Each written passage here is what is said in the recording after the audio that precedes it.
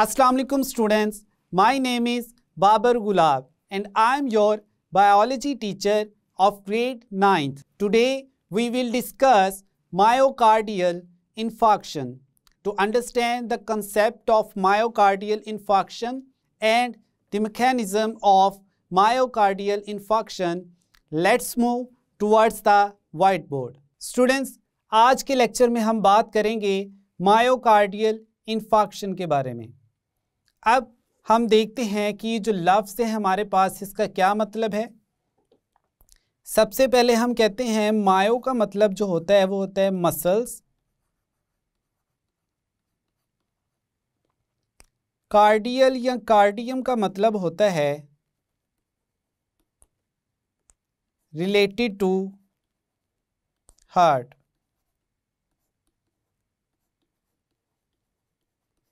तो ओवरऑल हम कहते हैं मायोकार्डियम का मतलब है heart muscles,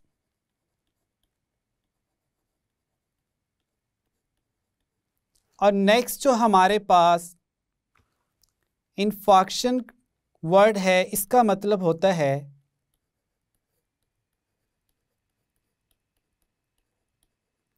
tissue death.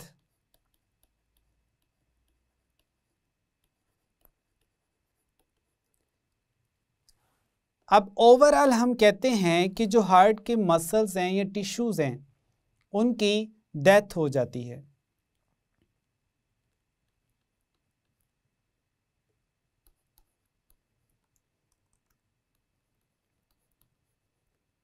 Death of the heart muscles और टिश्यूज।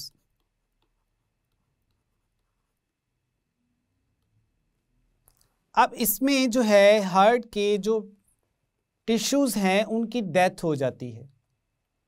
इसको हम मोस्टली हार्ट अटैक के नाम से भी जानते हैं।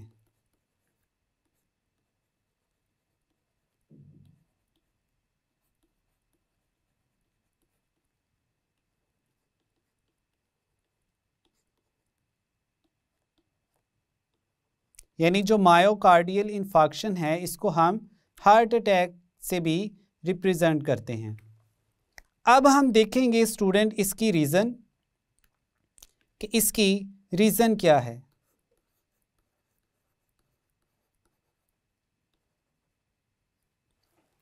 रीज़न में हम कहते हैं कि इम्प्रॉपर सप्लाई ऑफ, रीजन में हम कहते हैं improper supply of blood to the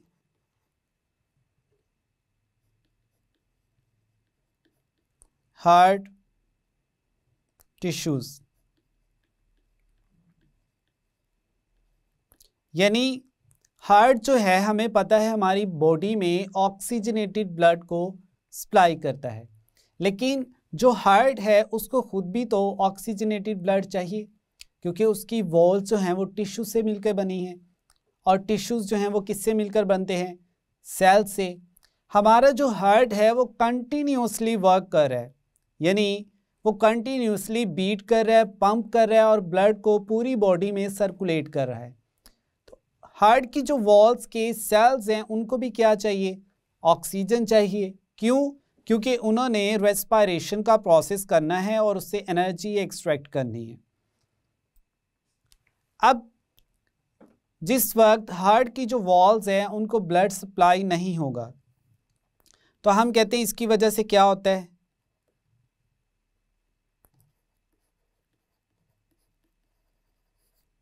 shortage of oxygen. यानी जो ऑक्सीजन है वो कम अमाउंट में मिलेगी हार्ट सेल्स को,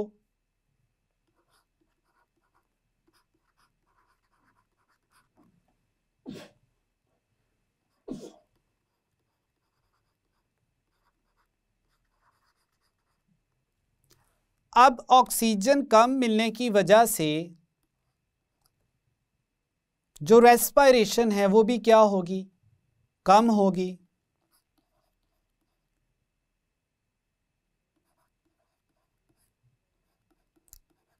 जब रेस्पिरेशन कम होगी तो स्टूडेंट्स हमें पता है फिर एनर्जी भी क्या होगी, कम होगी।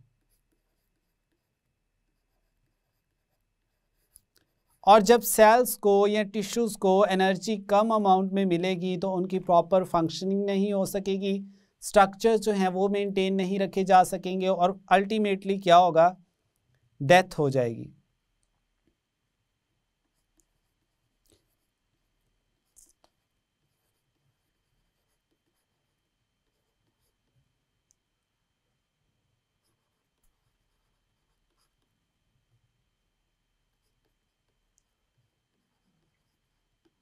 तो इस तरह से जो ब्लड की इम्प्रॉपर सप्लाई है वो हमारे हार्ट के जो टिश्यूज़ हैं उनकी डेथ की रीज़न बनती है।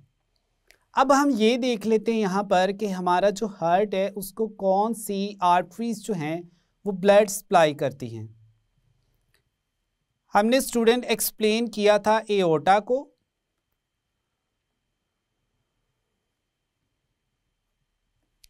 ये हमारे पास एओर्टा की बेस है।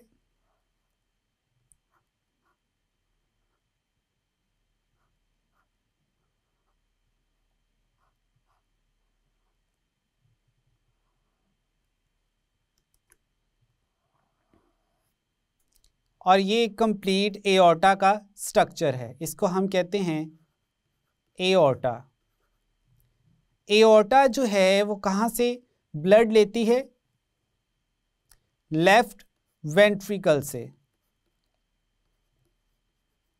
और we can say it originates from left ventricle. और जो इसमें ब्लड होता है वो कौन सा होता है, ऑक्सीजनेटेड ब्लड।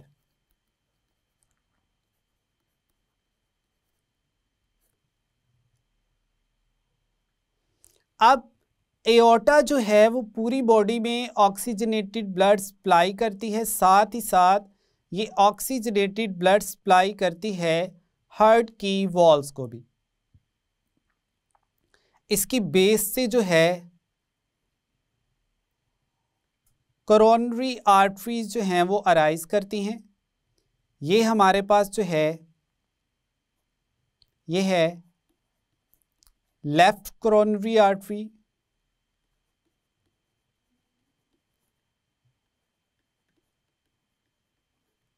और इस तरफ जो है हमारे पास ये है राइट कोरोनरी आर्टरी।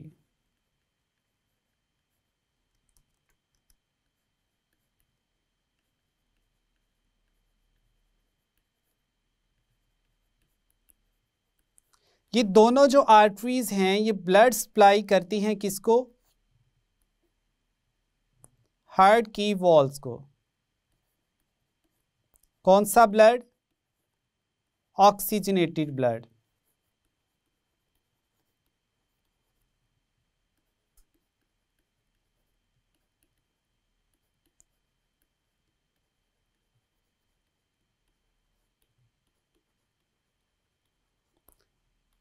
अब जो मायोकार्डियल इन्फेक्शन है उसकी जो मेजर रीज़न है वो ये है कि जो हमारे पास कोरोनरी आर्टरीज है इसमें ब्लॉकेज हो जाती है।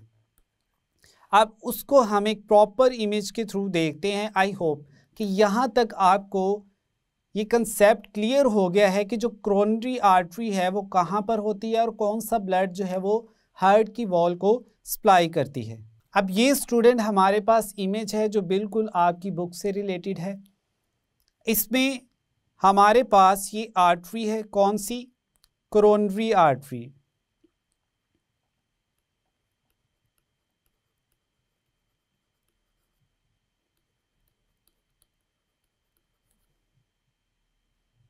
अब इसमें आप देख सकते हैं क्लियरली कि ये जो क्लॉट फॉर्मेशन हुई पड़ी है इसकी वजह से यहाँ पर जो हमारे पास ब्लड है वो इस आर्टरी में प्रॉपरली फ्लो नहीं कर पा रहा। अब इस रीजन में आप देखें तो यहाँ पर जब ब्लड की ब्लॉकेज हो जाती है तो फर्दर ये वाले जो हार्ट के मसल्स हैं या टिश्यूज़ हैं, इनको ऑक्सीजन की सप्लाई जो है वो प्रॉपर नहीं होती। तो हम कहते हैं यहाँ पर ये जो ब्लू कलर के आपको नज़र आ रहे हैं, ये हार्ट के जो मसल्स हैं उनकी क्या हो चुकी है, डेथ हो चुकी है। हम कहते हैं डेड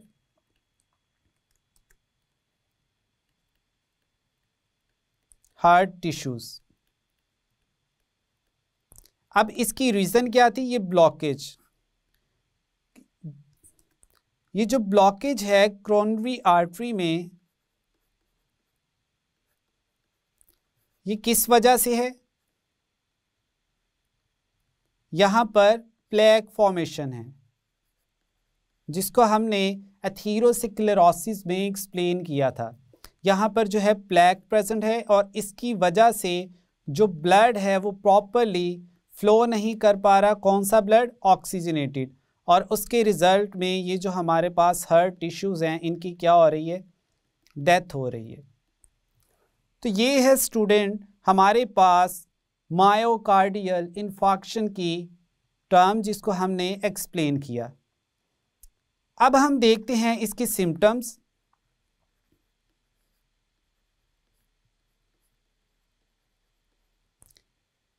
सिम्टम्स में जो है हमारे पास वो है लेफ्ट आर्म पेन, यानी हमारा जो लेफ्ट बाजू है उसमें पेन स्टार्ट होती है, रेडिएट करती है, यानी स्टार्ट होना शुरू होती है। नेक्स्ट हम देखते हैं कि इसके अलावा जो लोअर जॉ है, नीचे वाला जो जबड़ा है, इसमें भी पेन होती है अक्सर। और इसके अलावा जो नेक रीजन है उसमें भी पेन होती है।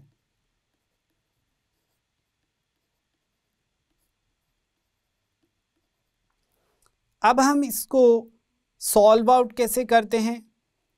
जो हमारे पास एक्यूट मायोकार्डियल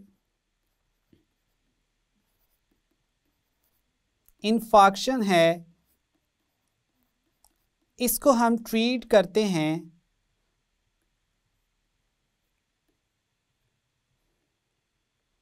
मोस्टली सबसे पहले ऑक्सीजन सप्लाई करते हैं, यानी ऑक्सीजन प्रॉपरली पेशेंट को दी जाती है।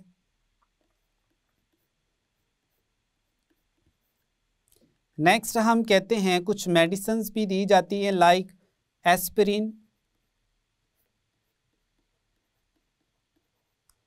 फिर इसके अलावा हम कहते हैं सबलिंगुअल जो टैबलेट्स हैं वो दी जाती हैं।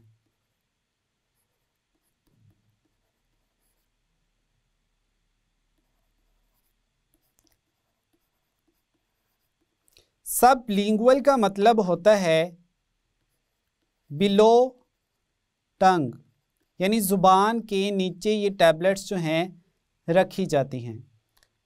अब इनकी वजह से जो है एक तो ब्लड प्रेशर को कंट्रोल किया जाता है और साथ ही साथ जो है जो ऑक्सीजन की सप्लाई है वो भी पेशेंट को प्रॉपरली प्रोवाइड की जाती है।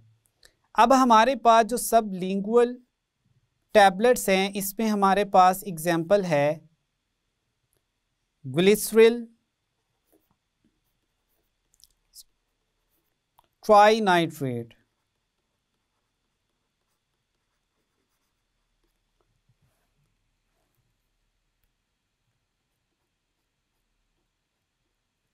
अब नेक्स्ट हम देखते हैं स्टूडेंट कि इसका ये तो हमारे पास है शॉर्ट टर्म जो मायोकार्डियल इन्फार्क्शंस हैं उनका ट्रीटमेंट। एक्यूट का मतलब होता है शॉर्ट टर्म,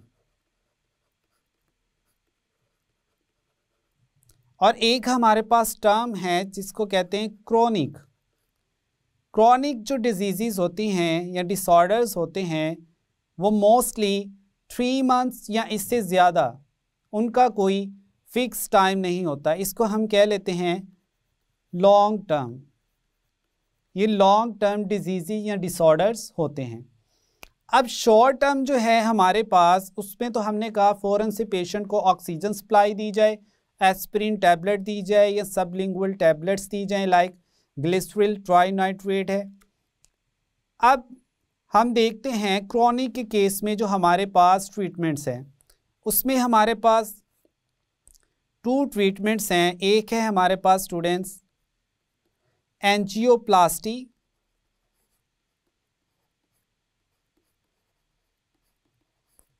और दूसरा जो है हमारे पास वो है बाईपास सर्जरी।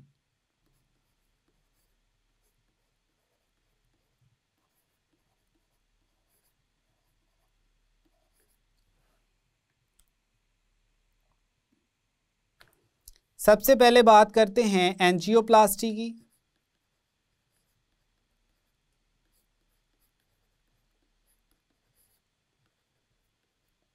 इसमें हम क्या करते हैं कि जो वेन जो नैरो हो चुकी होती है, लाइक दिस,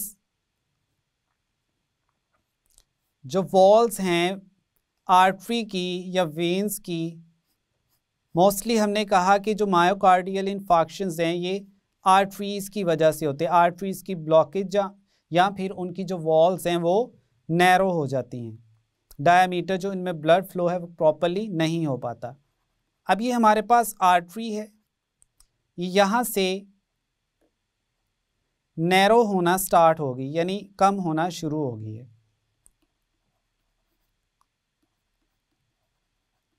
आहिस्ता आहिस्ता क्या होता है,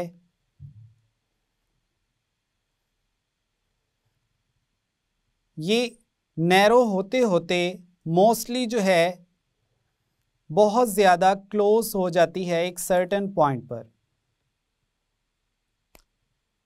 अब इस तरह की सिचुएशन में जो ब्लड फ्लो है वो प्रॉपरली नहीं हो पाता, तो एंजियोप्लास्टी में सर्जन्स क्या करते हैं या डॉक्टर्स क्या करते हैं कि इस आर्टरी को वाइड करते हैं।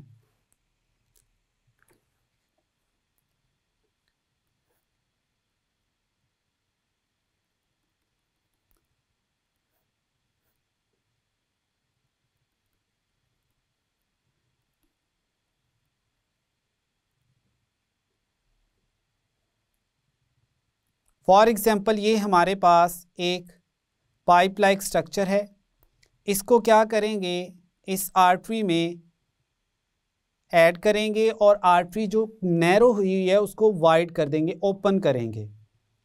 तो नेक्स्ट क्या होता है, ये जो आर्टरी है ये इस स्ट्रक्चर की वजह से क्या होती है, नॉर्मल अपनी पोजीशन में आ जाती है इस तरह से। तो अब जो ब्लड फ्लो है वो अगेन नॉर्मल हो जाएगा।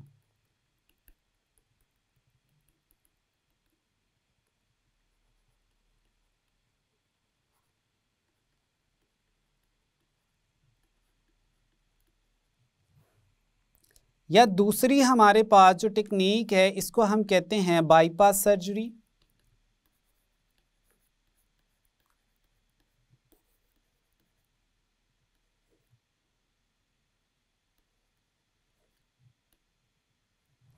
इसमें क्या किया जाता है कि जो आर्टरी डैमेज हो चुकी है उसको बॉडी से कहीं से भी एक नॉर्मल आर्टरी लेकर या कोई वेन लेकर इस वाली को कट करके निकाल दिया जाता है और नॉर्मल को उसकी जगह प्लेस कर दिया जाता है। फॉर एग्जांपल अगर हम इसी इमेज को दोबारा से देखें,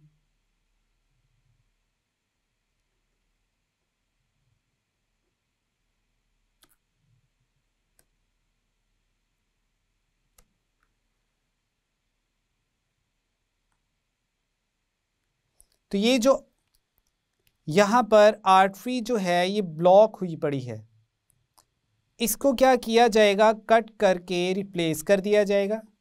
फॉर एग्जांपल हमने कहा कि जो नॉर्मल वेन है या आर्टरी है उसको बॉडी में से कहीं से भी लिया जाता है।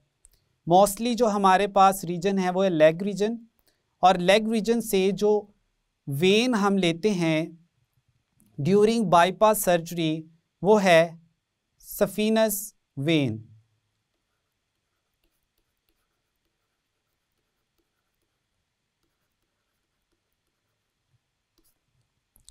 अब ये जो हमारे पास एक नॉर्मल वेन का पीस है इसको लिया जाएगा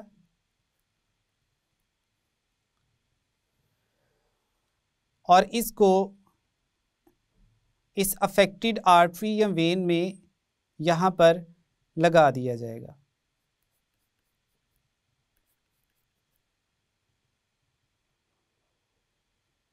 इस तरह से। अब जो पार्ट कट करके हमने लगाया है इसको हम क्या कहते हैं, ग्राफ्ट, और इस टेक्निक को फिर हम ये भी कह सकते हैं ग्राफ्टिंग। ठीक है,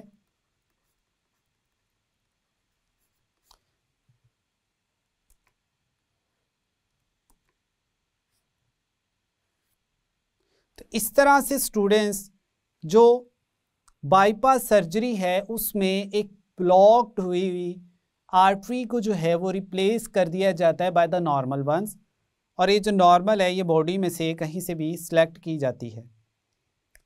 अब ये तो था हमारे पास बाईपास सर्जरी। अब नेक्स्ट हम देखते हैं हमारे पास मायोकार्डियल इन्फार्क्शन से रिलेटेड कुछ टर्म्स हैं मिलती जुलती, जिनको हम कहते हैं एंजाइना पेक्टोरिस।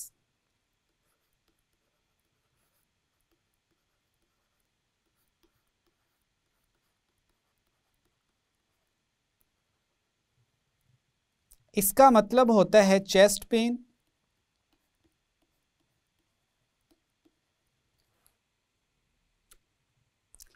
एंजाइना पेक्टोरिस को हम हार्ट अटैक नहीं कहते।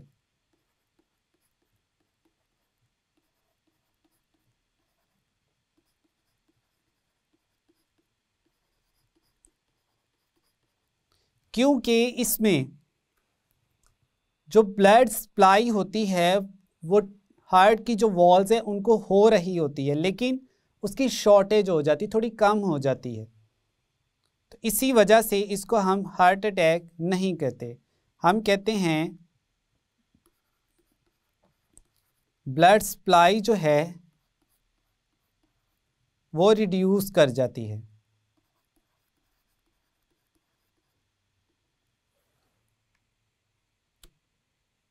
लेकिन ये इतनी कम नहीं होती कि जो टिश्यूज़ हैं उनकी डेथ हो जाए।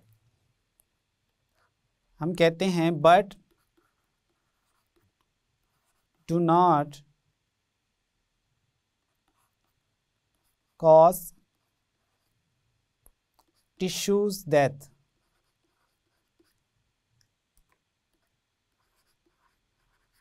यानी टिश्यूज़ की जो है वो डेथ नहीं होती।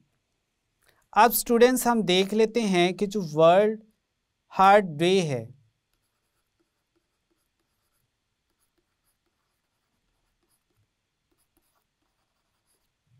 वो सेलिब्रेट किया जाता है ऑन 28 सितंबर। अब इसमें जो है लोगों को अवेयरनेस दी जाती है related to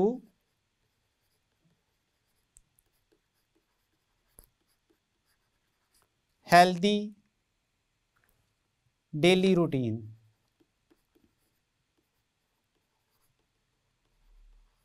and about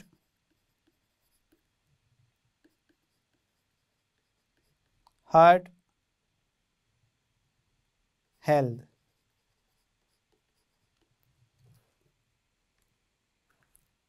finally हम देखते हैं कि पाकिस्तान में अप्रॉक्सीमेटली 12% जो हैं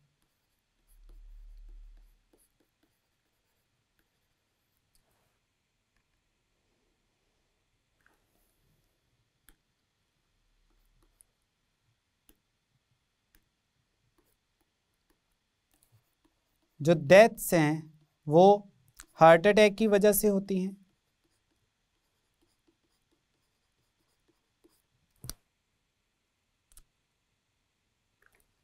और इसकी जो मेजर रीज़न है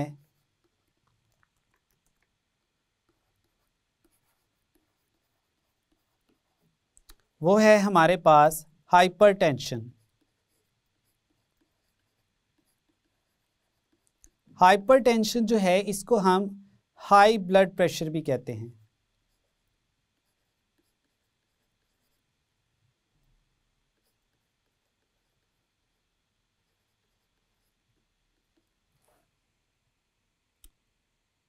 और एक एस्टीमेट के मुताबिक पाकिस्तान में 12 मिलियन जो लोग हैं वो हाइपरटेंशन के पेशेंट हैं।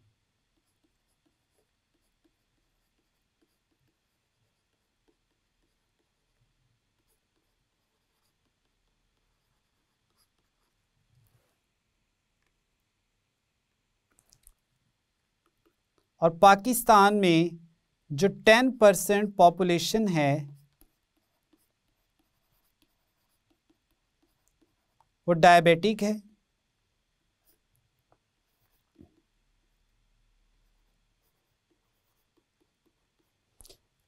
अब ये डायबिटीज़ के बारे में बताने का क्या मकसद है? हमने कहा था कि जो डायबिटीज़ है ये भी मायोकार्डियल इन्फार्क्शन की वजह बनती है।